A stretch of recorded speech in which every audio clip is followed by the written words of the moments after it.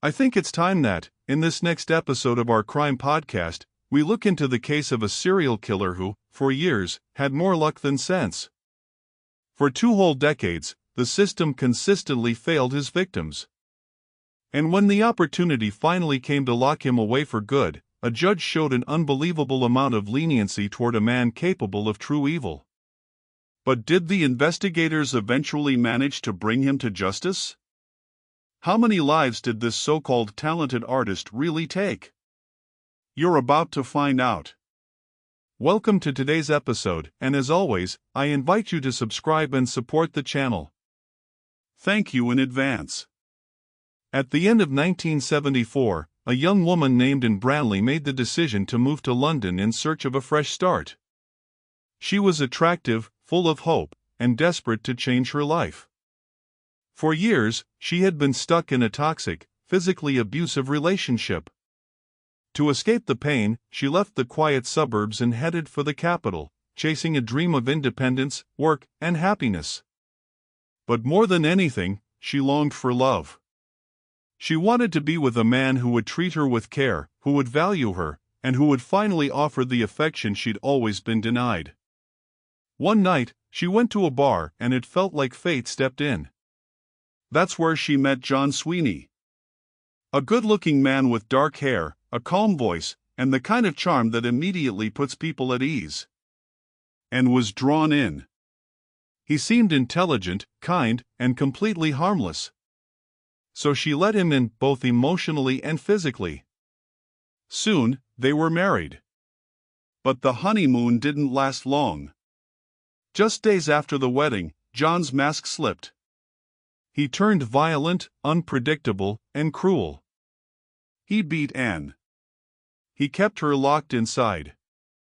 There were moments when he tied her to the bed and left her there for days, without food or water. His mood swung like a pendulum, 1 minute soft and affectionate, the next a raging monster. He could walk in from the yard smiling, then turn into a beast within seconds. Eventually, Anne found the courage to tell her friend the truth. Her friend offered her shelter, and Anne finally told John it was over. She wanted him out of her life for good. John left, but not for long. A few weeks later, Anne returned home, but even before she opened the front door, she sensed something was wrong. She paused in the hallway. From inside her flat, she could hear strange noises.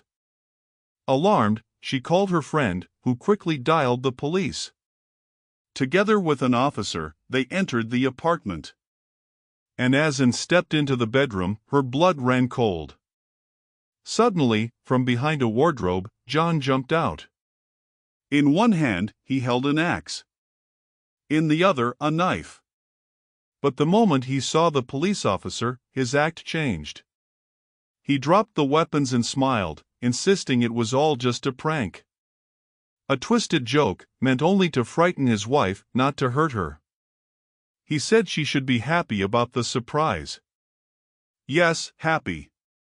Of course, the officer didn't find it funny. John was arrested for trespassing and disturbing the peace. But incredibly, he spent no more than a week in custody. Still, that was enough time for Anne to disappear again. She packed her things and moved to the opposite end of the country, terrified of what John might do next. After his release, John tried to track her down, but failed. Eventually, he gave up and returned to London.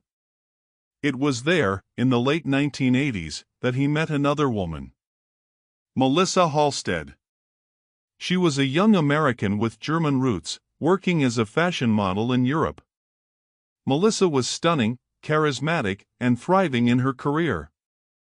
She earned a good living, lived in one of the trendiest parts of London, and for a while, her life seemed like a dream. Then she met John Sweeney. They crossed paths during a photo shoot. He was working nearby as a carpenter, a quiet, thoughtful man who immediately caught her attention. They had a lot in common. They were both artistic. Both sensitive. And Melissa, drawn to his mysterious aura, fell in love quickly. John painted haunting portraits, wrote poetry, and filled sketchbooks with eerie illustrations. But he often told Melissa his artwork was cursed, the devil's work, he'd say, and that each piece carried a dark secret. To Melissa, it sounded like edgy artist talk. She didn't take it seriously. They became inseparable. John moved into her home. But soon enough, the mask slipped again. Living with Melissa was her younger sister, and she didn't take long to notice what was really going on behind closed doors. John's temper. The constant shouting. The fights that always ended with Melissa in tears. Then came the physical abuse. It escalated quickly. One day, after witnessing yet another violent episode, Melissa's sister called the police. Officers arrived and removed John from the apartment. But within days, he was back. And every time, Melissa let him in again. Each time, she told herself it would be different. But it never was. Eventually, desperate to break free, Melissa made a bold decision. She let her visa expire, knowing it would lead to her deportation. It was a drastic move, but in her mind, it was the only way to escape. She believed leaving the country would finally end her nightmare. But she was wrong. After relocating to Vienna and finding work with a modeling agency, Melissa tried to rebuild her life. For a short time, things felt normal again. Peaceful. Until one day, John showed up. He had followed her all the way to Austria. And soon, the nightmare returned, more brutal than ever. He began keeping her locked inside. He tied her up with ropes and restricted her movements, refusing to let her go anywhere alone, not even to the bathroom. While she lay bound to the bed, he beat her. He threatened her with an axe. He told her she'd never leave him alive. Then came the hammer. One day, John struck Melissa in the head hard. The blow fractured her skull. But somehow, she survived. Bleeding, disoriented, and in agonizing pain, she escaped. Neighbors, alarmed by the screams, called the police and an ambulance. She was rushed to the hospital. John Sweeney was arrested and charged with aggravated assault. And yet, what came next defies logic. When Melissa recovered, she didn't press for maximum punishment. Instead, she begged the authorities to release him. Was it fear? Trauma bonding? Or something darker? Whatever the reason, Melissa couldn't seem to walk away. And once John was released, they disappeared together. This time, to Amsterdam. For a short while, it seemed like peace had returned. Until November 1989, when Melissa vanished without a trace. When Melissa disappeared in November 1989, no one raised the alarm right away. Her landlord, who hadn't received rent in weeks, went to the apartment.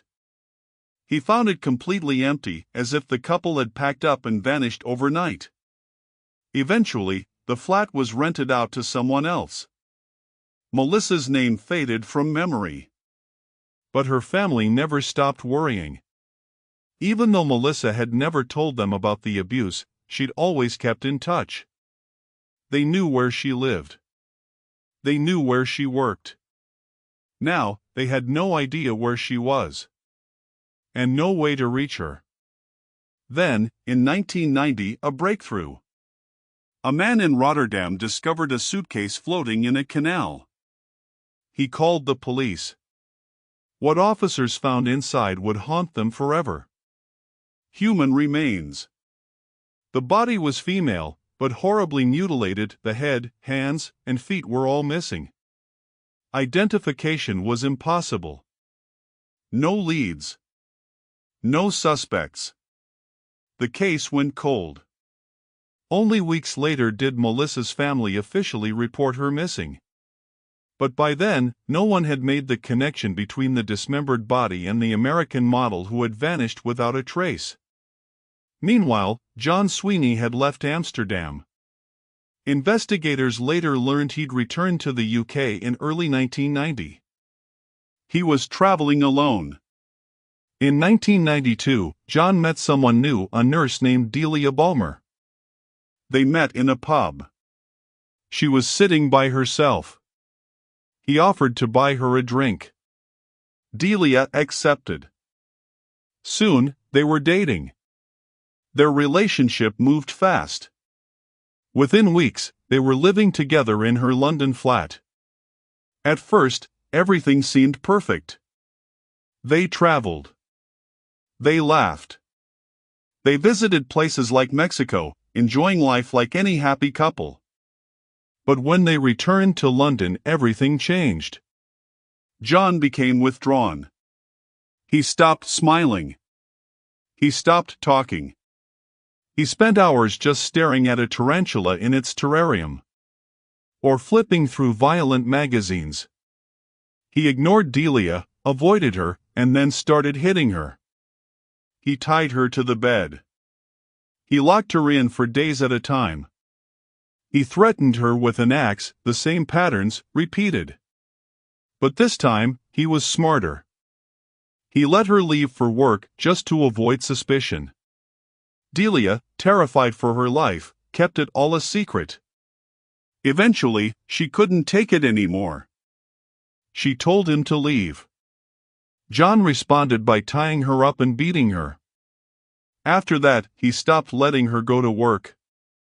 She became a prisoner in her own home. Her absence didn't go unnoticed. Friends and co-workers at the hospital began to worry. They called the police. Meanwhile, Delia had tried to protect herself. After forcing John out once before, she'd changed the locks. But John broke back in. When a patrol arrived at the address, he panicked. Then he forced Delia to untie herself and walk to the door. "If you say anything," he told her, "I'll kill you." But the moment Delia opened the door and saw the officers, she ran. She sprinted outside, crying for help. Police arrested John on the spot. In the bathroom, they found a hidden bag. Inside were plastic sheeting, surgical gloves, a rope, a hatchet, a knife, and a length of cord. He was taken into custody. But again, he got lucky. He was released early under an amnesty program. And although he was ordered to stay away from Delia and live outside of London, Delia knew it wasn't over. One evening, not long after John's release, Delia was riding her bike home after a night shift. It was already dark. And something didn't feel right. You know that chilling sensation when your instincts scream that something's wrong? That's exactly what she felt. And she was right. Suddenly, she was struck in the head. She collapsed onto the pavement. John stood over her, wielding an axe handle in one hand and a knife in the other. He stabbed her in the chest, piercing her lung. Then again in the thigh. Delia screamed. She fought back, shielding herself with her arms. But the blows kept coming. He struck her with the axe handle so hard that both her arms broke. She was still conscious, still begging for help, when a neighbor heard the commotion. Without hesitation, the man grabbed a baseball bat and ran toward the attack. He struck John in the back, and John fled into the darkness. Thanks to the neighbor's bravery, Delia survived. She was rushed into emergency surgery and pulled through, but her injuries would leave permanent damage. Meanwhile, John went into hiding. He spent the night at a friend's house, then disappeared. While recovering, Delia told police everything. She mentioned his paintings, his poetry. One in particular stood out. She said he once described a woman named Melissa and confessed that he found her in bed with another man. In a jealous rage, he killed them both. He kept their bodies for 3 days. Then cut them into pieces. And dumped them into a canal. Police took her seriously. British investigators reached out to their counterparts in the Netherlands.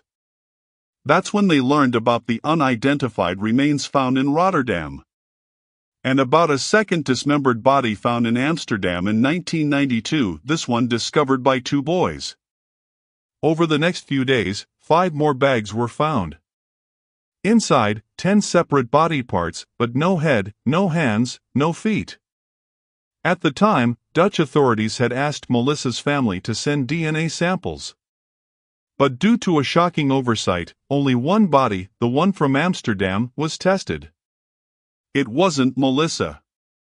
And no one ever ran the test on the Rotterdam remains. In 2001, another suitcase surfaced, this time in London. Inside were the remains of Paula Fields, a 31-year-old woman who had worked as a sex worker. She was addicted to drugs and known to disappear for days or weeks at a time. She had been in a toxic relationship with a man named Joe, someone who often accused her of stealing money. After she vanished, no one even reported her missing.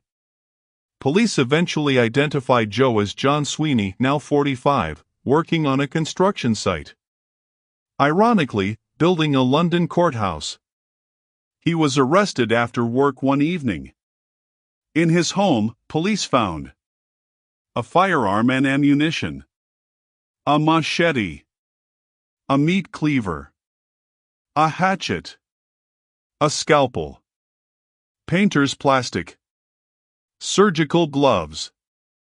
Everything a serial killer might need. Prosecutors had overwhelming evidence tying him to the attack on Delia. They pushed for life in prison. But the court disagreed. They ruled that it wasn't attempted murder, just a violent assault. Sweeney was sentenced to 9 years, with possible release after 5. For Delia, it was a slap in the face.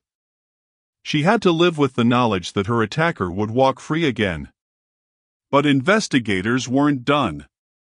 They spent those 5 years digging deeper, analyzing John's art and poems. He often painted himself as a devil holding an axe. One portrait resembled Melissa, it even included her birth date and a blank space for her death.